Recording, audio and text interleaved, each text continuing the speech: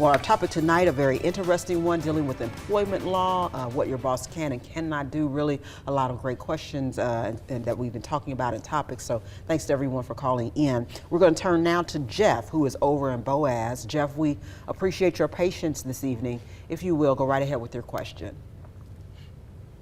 Yes. I've got a previous employer that I did not ever get a final paycheck from, and was just wondering what I could do about that.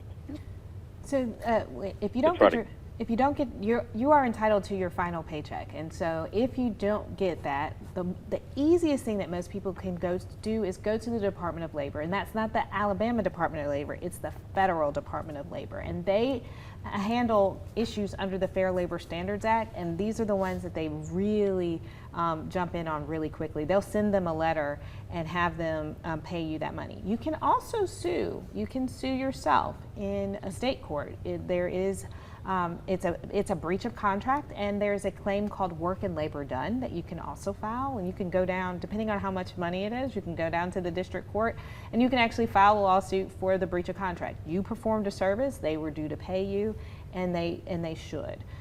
Technically, depending on whether you're an hourly employee or an exempt employee, if you're an hourly employee, that would be a minimum wage violation.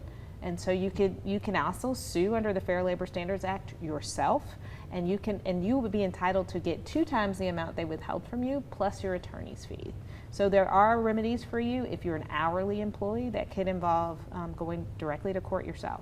Wow, that's great. So Jeff, hopefully some of that information helps you out. That's tremendous to know. And Kyra, I've always found the Department of Labor to be so helpful. I mean, I've had to call them a number of times over the years, and they have always, they're an agency that really is trying to help folks. That's good. And they've given me some really valuable information over the years and helped me with some situations for some of my clients. So, That's great.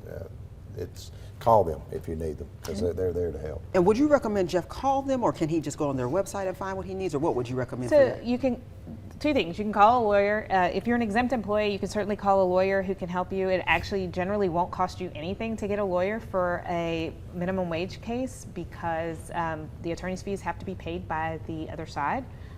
You can also call or go on the Department of Labor. I think it's dol.gov is the Department of Labor's website.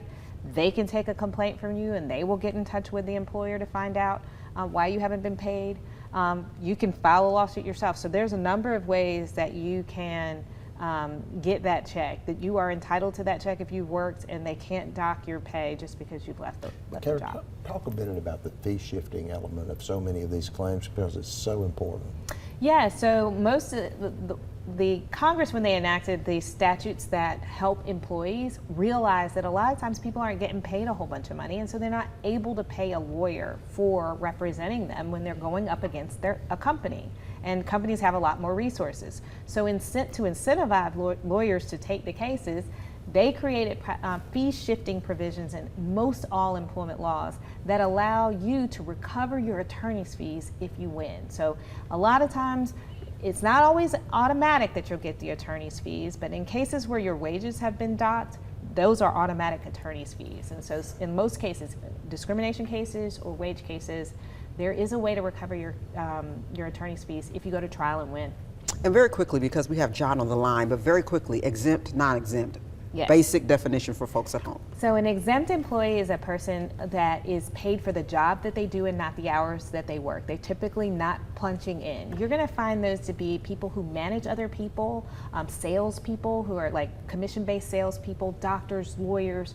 A lot of folks who are in the upper levels of management and company, they're exempt. They don't get to sue for unpaid hourly wages. But if you punch a clock, if you come in each day and you punch a clock and you don't drive a big truck, you're probably an exempt employee. You get paid for every hour that you work, and they have to pay you overtime if you work more than 40 hours in a 7-day work week.